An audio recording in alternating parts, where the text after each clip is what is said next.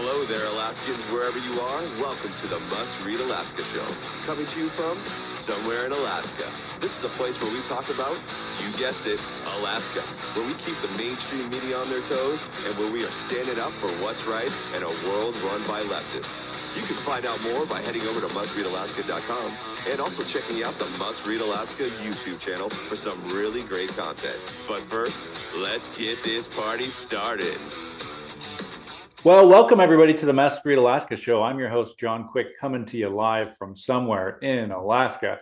And man, I just heard that we have hit 100 inches of snow in the Anchorage area, which is just crazy. I don't know if we've hit that here on the Kenai Peninsula, but we're sure darn close. It snowed the last couple of days, and I can tell you that me and my family are done with the snow. We want to usher in a spring and a summer here in Alaska. So, well, let's hope for warmer weather on the horizon. And we have a special treat for you today for the Must Read Alaska show listeners. But I do want to thank folks that listen, watch, and read Must Read Alaska. If you want to help to keep the lights on, you can go to mustreadalaska.com.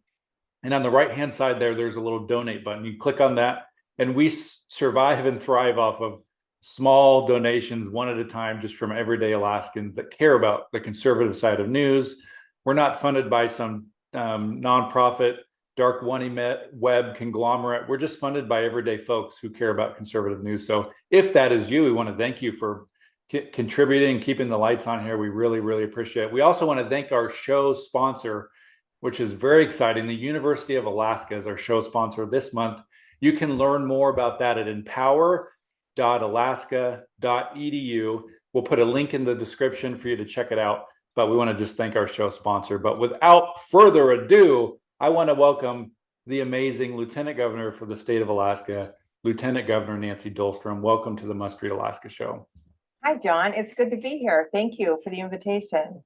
Well, our folks are going to be excited to hear from you. So I guess just let's start it off on how has it been the first couple months in office? You and the governor won handedly, and you've been in there for several months now. How's it been? Tell us a little 60,000 foot view on what it's like for the first couple months. It's pretty darn exciting. I mean, I love serving the people in the state of Alaska, and working with the governor has just, we're a good team and work together well. And so we coordinate on a lot of things that are happening, and the legislation that we put forward. Of course, we have the legislature that's in session right now, and anybody that's been in Juneau during that time knows, we have 60 type A personalities in the legislature who are very busy and have sometimes there's a bunch of different agendas going on. So, we're getting towards the end of session, and things are getting exciting around here. The House is, I think they're on the floor right now with the budget. And last week that was quite exciting, watching that process work its way out. There's 19 new people in the House. Technically, there's 17 because two of those members, Sadler and Johnson, have served before, but lots of new people to learn the rules and the process and procedures and the traditions of this building. And, it's a really great time to be here. That's awesome. So, one of the things I think is important for folks to know, I get asked this a lot. It differs for every state, lieutenant governor's roles and responsibilities and functions. So I think it's important just to kind of educate folks, what is the main functions of the lieutenant governor for the state of Alaska? Well, that's a great question. My main function and most important thing is division of elections, making sure that we have honest elections that are run with integrity, and that's critical, as we all know. And I'm thrilled that Carol Beecher, who has worked with the state previously, she ran the child support division for the entire state, accepted that position and has been working with me and the division of elections, and we are making progress every day. She's still learning, but we have some fantastic employees in division of elections who are so dedicated. We are just going through every single process that we have in place, making sure we understand why why things have been done, why they need to be done a certain way. We're looking at different ways to work with the post office, work, with our people in rural. We're looking at the language opportunities and challenge that we have with rural Alaska. And of course, while all this is going on, we have a group that is, circulating petition books around the state and collecting signatures for ranked choice voting. So I get a lot of questions about that, as well as people at Division of Elections get a lot of questions about ranked choice voting. And I want to bring that up because it's important. It is the law of the land right now. And so that is what the division will follow. But, the division is great as far as accepting phone calls. So I would encourage your listeners, anytime there's any questions with elections, to call Division of Elections or to go on their website. There's so much information there. And I'll give you that site. It's election.alaska.gov and then the / it's got tons of great material. Nice. Yeah, we can put that into the podcast description. What was there any kind of lessons learned from the first trial of having you and your staff go through ranked choice voting, and now you as the lieutenant governor are going to go through that again? With future elections, ranked choice voting is the law of the land. It's going to stay around until people decide if they don't like it and enough and collect those signatures. But for now, it is what it is. And so was there any big lessons learned from just your department or your staff of that first go around? I think the biggest lesson to learn, and of course the woman who was the director then, Gail Fanumi, I chose to retire after many years with the state of a dedicated service. She retired, and that's why I had the opportunity to select Carol to go into that position. But looking at it from my standpoint, the biggest lesson is that communication is the key in all of this. The questions and comments and things I heard from people after the fact, where they expressed confusion, or people thought maybe they understood how things worked and then they didn't, or they said, oh, I thought I understood that, but really it was totally different, and I'm talking about people from all walks of life. So I think, with so many things in life, communication is just critical, and we have a responsibility to make sure we get as much information and education out there for people. And that's, we're doing the 2024 election is a big deal. It's going to be very critical. It's a presidential election. And we're looking at this like as if you were running a campaign, and we're working backwards from that day and all the things that we need to have in place and need to have accomplished. And so I feel confident that when we do get to that election, that we're going to be ready to go and things are going to be smooth. I'm looking forward to it.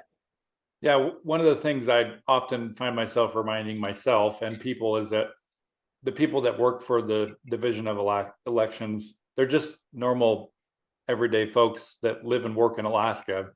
They don't necessarily have some big conspiracy behind them. And I think it's important for folks to get educated on ranked choice voting, because it is the thing that is happening in Alaska. I wasn't a fan of ranked choice voting. I didn't personally vote for it, but I respect the fact that it's the law of the land. And I think it's in the people's own courts in their own life to get themselves educated. So I want to encourage folks to track down this link that I'm going to put in the description and really learn about it. I know that when I voted in November in Anchorage at one of the Division of Elections offices, I had a bunch of questions, and I could have done one or two things. I could have went crazy on Facebook and Twitter and blamed everybody, but I went into the office and I just asked one of the workers, and they patiently sat with me for 25 minutes and answered every single one of my questions. I'm so happy to hear that. And I'm really glad that you brought up the employees, because, they're state employees, they have families, they care very much, but during this election time, they don't work normal hours. They're not working 8-hour days. Sometimes they're working 12, 14, 16-hour days to get the job done. And so, there have been some that always think name calling is the answer or something like that. You and I both know. I mean, we teach our kids that, right? That's not productive. You don't go about things that way. But the employees are incredible. I can't say enough about how dedicated they are, and so I'm thrilled to be able to work with them. It is really an honor. It's one of the things I wanted to tell you about, Jonathan. I don't know if you watched the very first day of session, but one of the responsibilities and honors of being lieutenant governor is I get to call each house to order, right? So historically, the Senate has traditionally kind of known what they're going to do, and I'm in the Senate president's chair and I'm out of there within an hour. And that's how it went, of course, this year. But 2 years ago, former Lieutenant Governor Kevin Meyer sat in the speaker's chair for 27 days while the House got organized.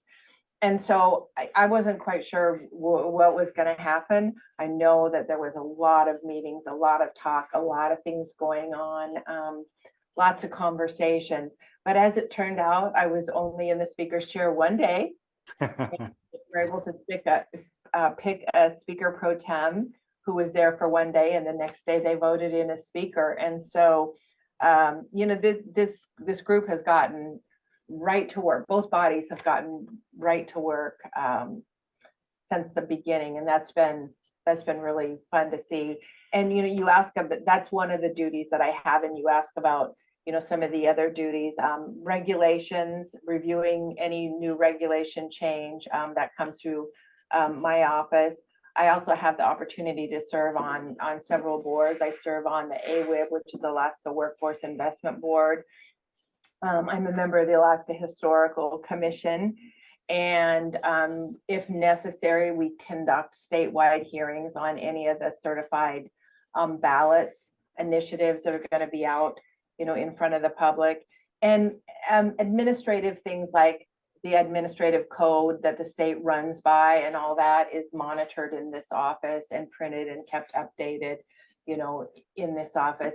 And then, we don't really think about it a lot, but and I mean, I'm second in command, so if something should happen to the governor, I would step into that position. And so it's really critical that we work together, and I know different things that are, happening around the state. So heaven help that should happen, and I pray that it never does, that I would be able to do that. And so, that responsibility is a big one. And of course, we always joke about guarding the Alaska seal. It's like, that's my responsibility, guard the seal, because it might go running off, right? But I've had the opportunity to have lots of school kids come in, especially kids from this area will come in. And we even have a group here yesterday and today who are from the Valley who overnighted, and they'll be coming in this afternoon, and I get to talk to them a little bit about elections and, just what I do. And they all wrote me letters and have questions. And that's pretty awesome. I bet that made almost your entire year probably to get notes from kids. Is pretty awesome. I try to have a sense of humor about some things, right? So when I'm teaching about the seal, I this is what I show them. I go, this is the kind of seal you're used to seeing, right? One of these seals, and they laugh like, oh, that's fun. And then we talk about the actual seal and the meaning of the pictures on it and why it's important, because everybody doesn't have free liberty to just use that seal. So it's a fun way to introduce some of the younger people to things that happen here. That's awesome. Speaking of younger people, so I always like to ask this question to folks. Lieutenant Governor, you've had an amazing career, and it's not over yet. You've been in the House. You were a senior advisor to a previous governor. You're commissioner of Department of Corrections, now Lieutenant Governor. You're somebody who people, like my daughter would look up to and say, man, I want to be like her when I grow up. What's advice you would give to somebody who's in college and they're thinking about, a life of maybe running for office or public service or things like that? What kind of advice would you give somebody who's thinking about a career path that you've taken and been very successful in? That's really a great question. And first of all, I have to tell you that I'm honored that you would even say that about your daughter. Thank you. That's a huge responsibility to live up to. And I do know that when we're in these elected positions and many other positions that the young people look up to us, and as adults, we all have a responsibility to act appropriately and accordingly so that we are setting a good example. But I think sometimes young people see these things and they think, oh, I could never do that. I could never do that. But if my advice would be, get involved in the local things in your area, whether it's the school board or the community councils or, the assemblies, city councils, those types of things. Even, and I don't even want to say just, attending meetings and learning who is making the decisions is really important, and listening to the discussions of how they reach their discussions, how they reach their decisions. And there's a science to how to fight in a positive way. I mean, negotiations, how to disagree appropriately, how to it's important for the young people to see that what I've observed is that most people that are very successful are very good listeners, and they know how to be perceptive to other people's needs. And so they know what they're trying to get done in their job, but they also are aware of what's going on around them, and they're able to incorporate those things and together and then draw people in. So you have similar things being taken care of. And it's always better when you're working as a team than individually, no matter what it is. I mean, families function better as a team, and offices and everything, right? So, but starting at the local, I think, is really important. And sometimes people are shy. As I was reading letters from these kids that are coming in this afternoon, a couple of them said, I'm an introvert, and so I don't think I could ever do what you do. But when you're 10 and 11 and 16 and even 20, you have no idea what you're going to be doing when you're 25 and 30. And some people are going to be really surprised at where they end up. I didn't know I would end up in this position. Every job I had, I tried to do a really good job at it and be the best at it and learn the most I could about that career field, and always to try to help people. I think another good thing that successful people do is they try to build people up around them. There's that saying, it's like sometimes people don't remember what we say, but they always remember how they feel when they're around us. And that we both know people that are uplifting. It's like, you just, like, if they're going to be there, you just want to be there. And then other people, it's like, I'm staying away, right? Yeah. Get good energy vibe type thing. But uplifting people benefits everybody. And I'll tell you, at the end of the day, when I can reflect on my day and I know that I've done good for others and helped others succeed their goals, those are the days that I feel the best, that I've been the most productive. And in this job, there's so many opportunities for me to do that.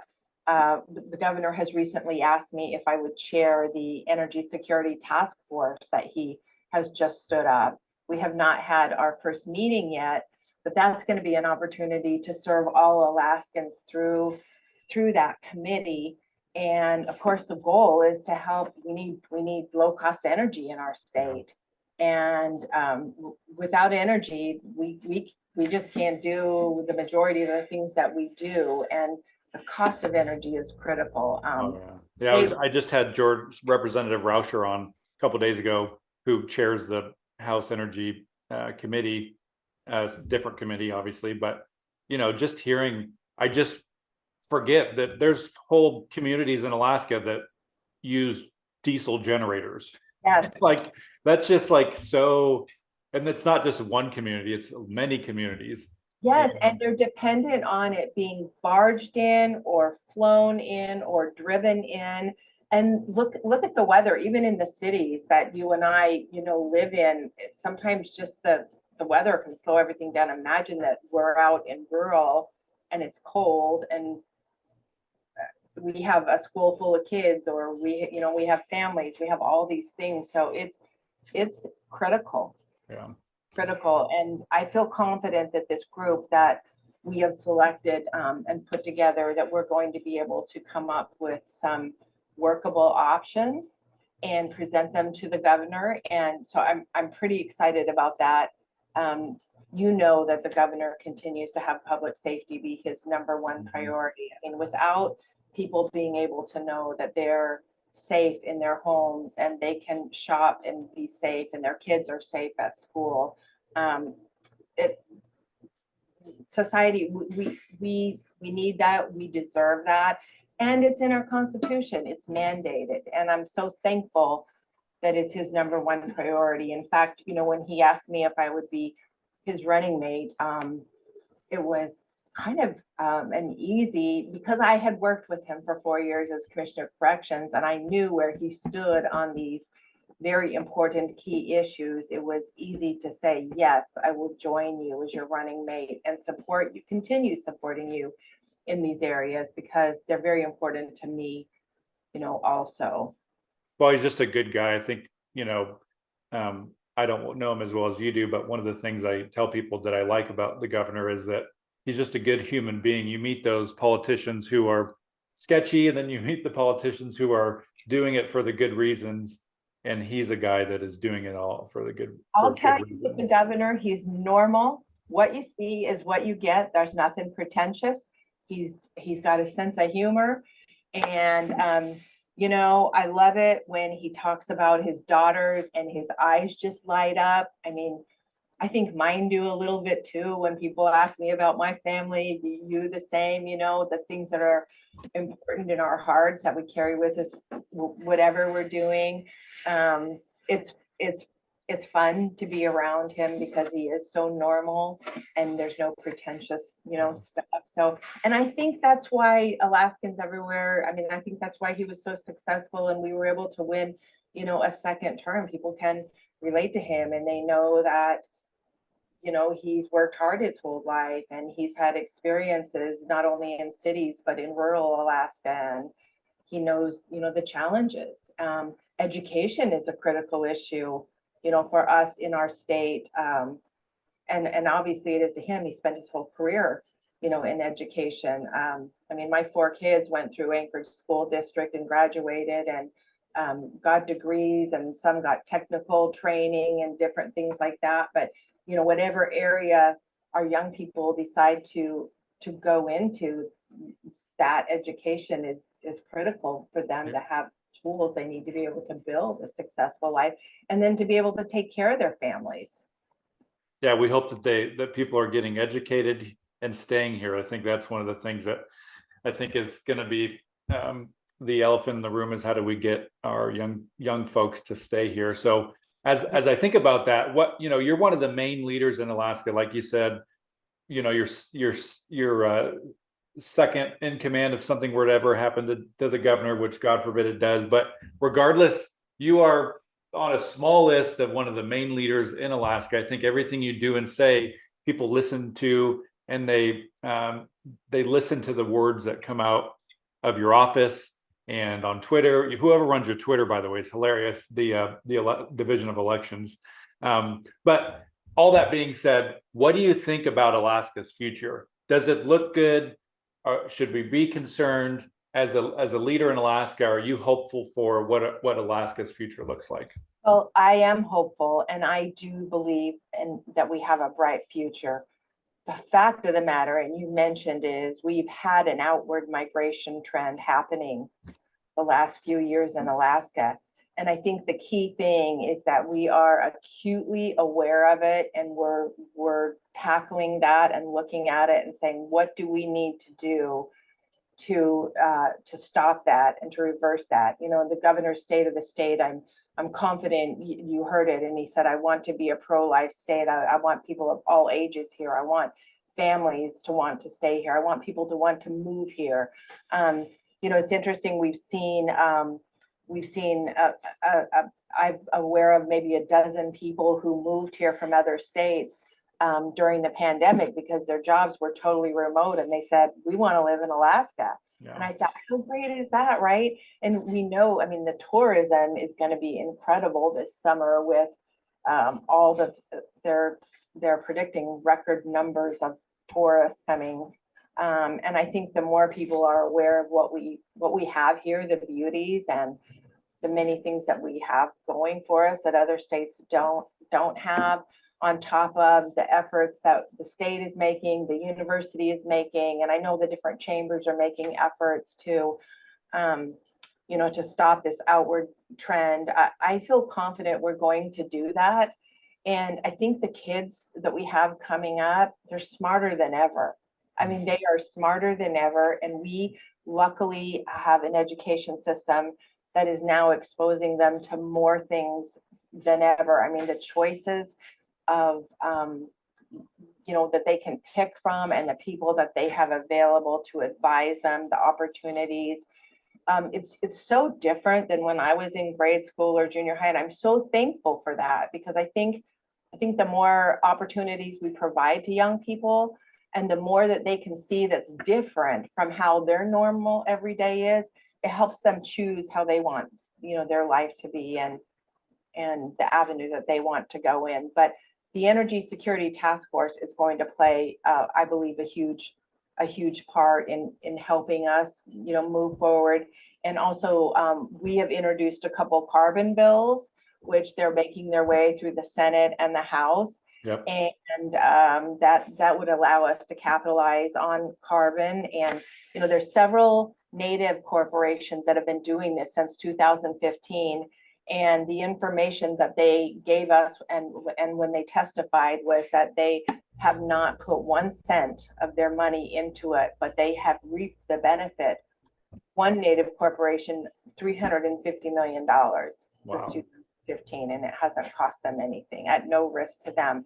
And so I'm very hopeful that those bills will make it through, and we will be able to realize the gain that will give us, and that will also be a huge boost for dealing with some of our budgetary issues that they're a challenge. I mean, there's no getting around it. We have some challenges, and we're hitting them head on, though. We have the Alaska Development Team, which is working with businesses and doing everything to invite people to invest in Alaska. And I love that. Sometimes people just need to know there's an opportunity, or this is needed, and it's like, okay, well, yeah, let's do that too, because there are people that just invest all over the country, and we love that. We want to make sure they know that they are welcome here. Yeah, Alaska's open for business. All those rich billionaires Exactly. listening in. Come on up, spend your money, give us your money. We're going to spend it anyways. They might as well spend it in Alaska. Exactly. So last question to you is this, Lieutenant Governor. Let's say it's 20 years from now, you're sitting on a beach and drinking a Mai Tai and you're retired and happy. What do you want to look back on and be remembered by? I want people to think when they hear my name that, oh, she was somebody who loved Alaskans, and she was approachable, and we were able to talk with her, and she listened, and she helped us solve our problems. I want people to know that I'm here as a public servant to help make Alaska a better place. I love that. Is there any last minute things that we didn't cover that you want to chat about real quick before we head off? There is one thing I do want to put in a plug for you. In Anchorage on May 23rd and 25th, there's going to be a conference held. It's the governor's Sustainable Energy Conference, and it's going to be incredible, talking about the future of energy in Alaska, around the world. There's going to be speakers coming from all over. We're going to talk about food security. I think everybody in the world got a lot of scares during the pandemic when supplies were cut off on certain things. And I know here in Alaska, we had a scare for a while. We thought the ports were going to be shut down. So food security is a huge priority to the governor and I also. but also renewable energy and transmission and then how we store that energy. And just there's going to be tons of stuff. So if people want to go online and register for that, it's alaskasustainableenergy.com. And I know I'll put the link in the description too. if you plug that, that'd be great. There's 200 people registered for it. And I guarantee it will not be a waste of time. It will be very informative. And so I hope people will sign up for it. Well, that's awesome. Lieutenant Governor, thank you so much for joining us here on the Must Read Alaska show. We wish you nothing but success. You're welcome back anytime. And we want to also thank our show sponsor, the University of Alaska. You can learn more about them at empower.alaska.edu. We want to thank them for sponsoring the Must Read Alaska show. Because of them, we're able to help get this through all the nooks and crannies in Alaska. So until next time, I'm John Quick from somewhere in Alaska. Thanks, John.